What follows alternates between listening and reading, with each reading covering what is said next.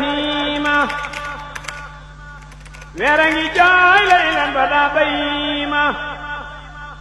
ca moomaat sunu weeru koor wa jooy naana fi nun korom na tooba soona ma jooy seetaan daama la sañcan daaru ca altasin cay yàlla maa ka waaru waroote naa waaru garaw gawan daawu. lii nag njariñ la ci ñaanu ko yonent yàlla yunus alayhi salaam ñu koy def ci guddik nisfu shaaban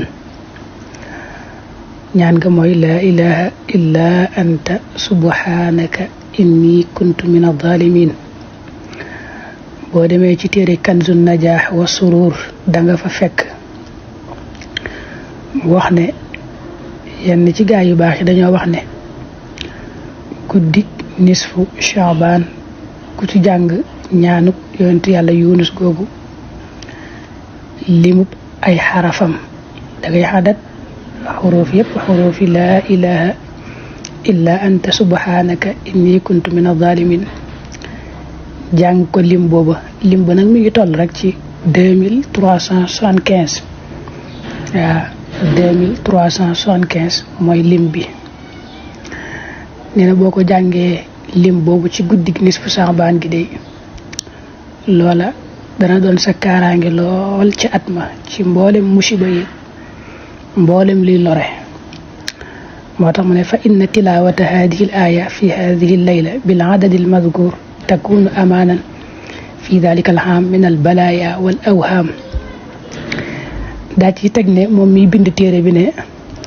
loolu naka lay bañ a doone kóolute naka lay bañ a doone muccukaay te ibnu Abbas dafa nettali jële ci yonente bi sallallahu alayhi wa sallam yonente bi wax ne sama mbokkum yonente mii di yonente yàlla yunus day ñaanam googu lu yéeme la ndax njëlbeen gi tahlil la mooy wax laa ilaha illa allah mooy li mu wax rek laa ilaha illa anta mooy tahlil. digg bi ak sàbbaal yàlla la mooy subhaanaka ji mujj gi nag mooy saxal bàkkaar ngir jéggal yàlla inni kuntu min adh-dhalimin. yonente bi mu waxee lii da caa teg ne képp koo xam ne dafa amee njàqare wala tiis wala mu bari ay bor mu saxoo ñaanu yunus gi diiru ñetti fan di ko ñaan yàlla dana ko wuyul ak ñaanam waaw. janta ngi jooy maam Cerno Ibrahima weera ngi jooy laylan ba daa bayima